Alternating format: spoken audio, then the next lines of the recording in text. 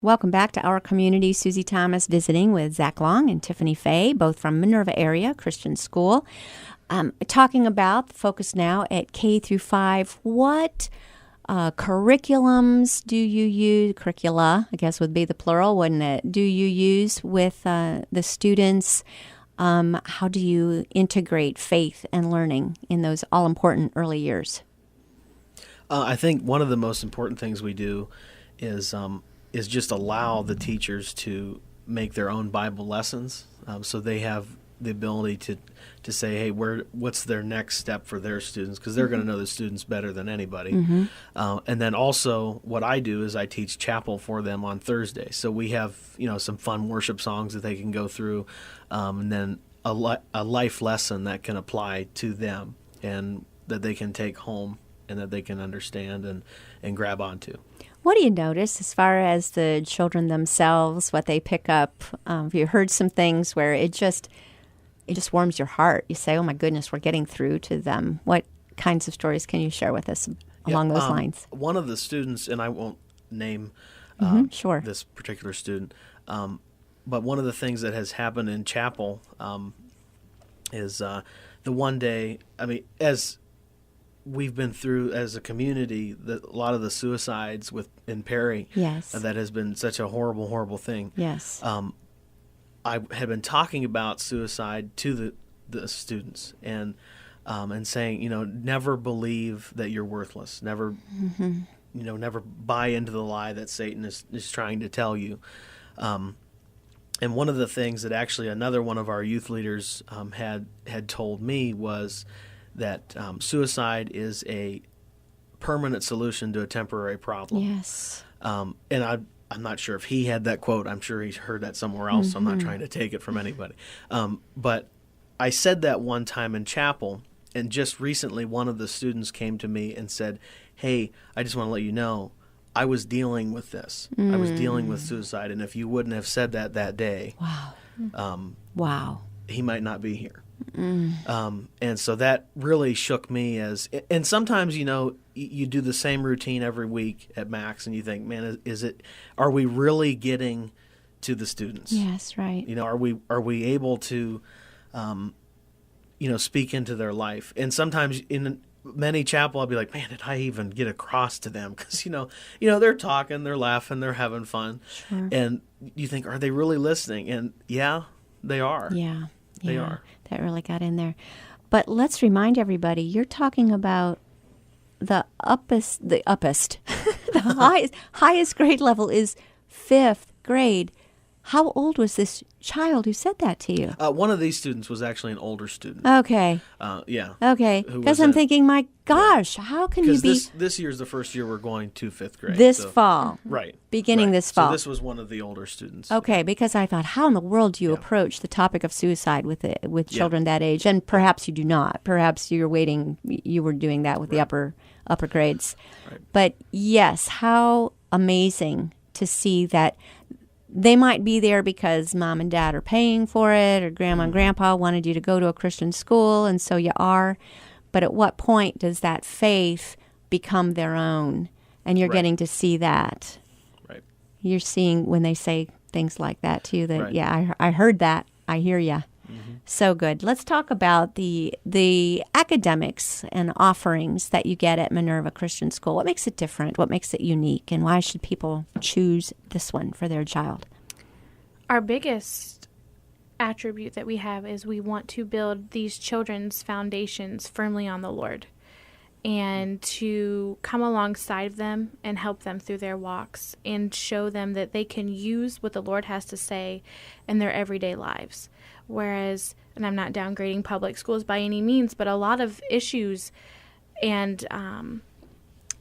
the attendance in their classrooms are way too much for the teachers to be able to sit down on a personal level and speak with every single one of their children and get to know them on a personal level. Max, I think, offers a wonderful atmosphere, classroom, teaching staff, and we give the children this sense of calm and comfort that they can come to whatever staff member they feel most comfortable with and talk about anything. And you would be surprised. I mean, some even the younger kids, the preschoolers and kindergartners, they have problems too, but they don't see it as something a much older child would see as a problem, if that makes sense. It's just their reality, their frame of reference. It's amazing, isn't it, whenever you're called to work with children? Boy, that's could there possibly a more exhausting career? Can either of you think of one? I can't. I can't. There's a reason that June, July, and August are. Let's dispel that myth that June, July, and August are off. What have you been busy doing this summer getting ready for the fall?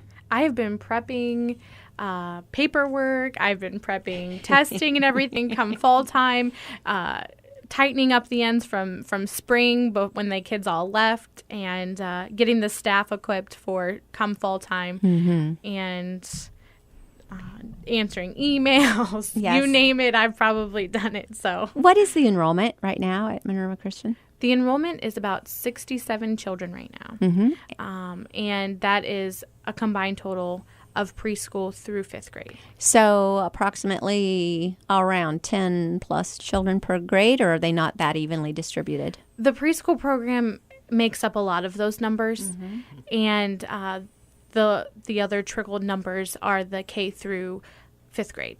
Do you notice with a school that size that there is interaction between some of the older elementary and the very younger children, and how can that benefit both? Very much so. It's like a mentorship. I call it the pyramid scheme. You have the teachers, the administrators, and everybody on top, and as they trickle down, they are helping the younger kids to grow, and as the children see that, they're trickling down to the younger kids. So Nice. it's like a funnel effect. Instead of it being a pyramid effect, it's a funnel effect. So we get it from the Lord, we give it to the children give it to the younger children, and it's so nice to see. It's a blessing to see, I should say. Get the feeling that it really feels like family there. Yes.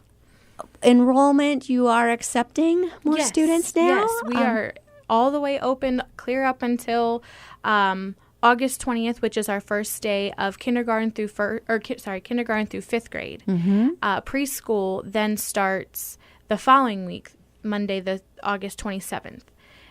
So, wow. Say again, the first day of school for the upper grades? What? Yes, August what? their open house is August 16th at 7 p.m., where they can meet all their teachers, get to know the building, and enroll if they have not enrolled, as well as their first day of school is August 20th. So I got to ask, is that earlier than in the past? no, that's about the same. right. Is It's it about the right? same. I think it's because we're not a farming community like Yes. like the local schools around us. They usually get out in May. They got out late May this year. So So they've had a good summer vacation. How do you talk kids into going to school on August 20th when everybody would rather be swimming? my stepson's actually ready to go. He asked me Is the other day, he he? goes, when are we going back to school? And I was like, you got about Okay. 3 more weeks. Because that seems soon to me. Yes. Wow. Okay. Well, then, yeah, it's right around the bend, isn't it? What is the procedure then? Because we got to get on the stick and get kids enrolled. So how do we do it? They can call in and talk with Sherry Oberly, our secretary, and she has all the enrollment forms, K through 5th, as well as preschool, even 3-year-olds. I know our 3-year-old class is filling up very full if it's not already, and we have a few more spots in our 4 classes, but our K through 5th, bring them on. We are welcoming them. We'd love to have them.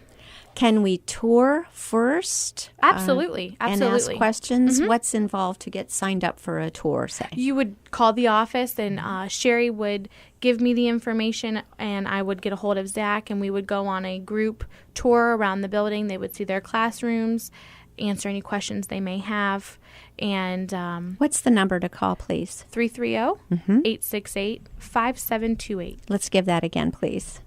330-868-5728. Good job. She's new and she's got it right. down pat. right. What questions should families ask when they come on a tour? What would be a good thing to find out to help discern whether this is the right place for my child to attend? I think the family atmosphere that they can ask, is my child going to feel welcome here? Mm-hmm. And I think the answer would be yes. And contributing to that is the smaller amount of students in each class, but also the willingness by the teachers and us to take care of them and be willing to help them. What kinds of special things are available? I'm thinking music, art, physical education, any kind of missions work. What kinds of special things are available to the kids? Preschool, they go on field trips around different places. We've gone to the orchard, we've gone to the theater, and they go to the farm, whereas our K through 5th children, they have PE, music, art, and I think some Spanish every now and then, if I remember correctly. Mm-hmm. Wow. So we try to give them the normal atmosphere to a point of a public school, but we make sure that they have the fundamentals of the Lord in their lesson plans, in their homework, in projects and everything that they can tie together and see, this is how I can relate this to my everyday life. Mm-hmm. How about technology? Are there computers in the classroom? Is there a computer lab? Or how is that integrated into the learning process?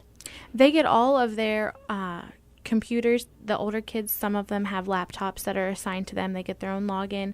And then there's also iPads that they have. They can do school projects on them. They don't ever leave the school, but they have the access to explore and to do the research that their teachers are asking of them, to do any projects or any, answer any questions that they may have.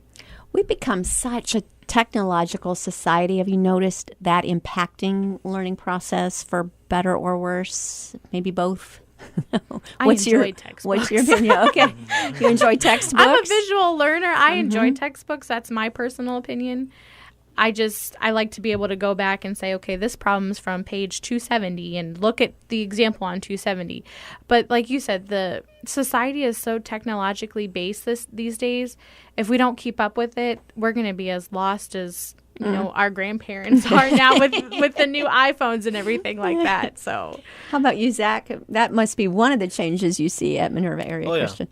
I think one of the things is that students always want to, can I play on my tablet? Can I do this? Can I do that? And it's a good thing that they want to do that, I guess, and it's a good thing that they have the ability to do that and use that technology for their studies or for whatever.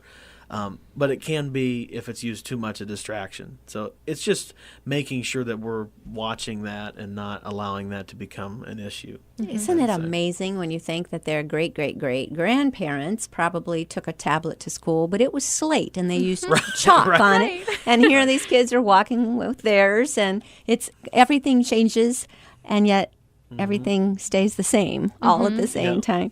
Yep. Well, let's give the phone number one more time. And do you have a website where people can go find more information? If you go to minervafcc.com and then click on the Minerva Area Christian School tab, it'll take you to the information you need. Perfect. And to find out more, call them at 330-868-5728. That's 330-868-5728. And Tiffany Fay, Zach Long, thank you so much for what you do at Minerva Area Christian and for what you bring to our community. Thank you for inviting us.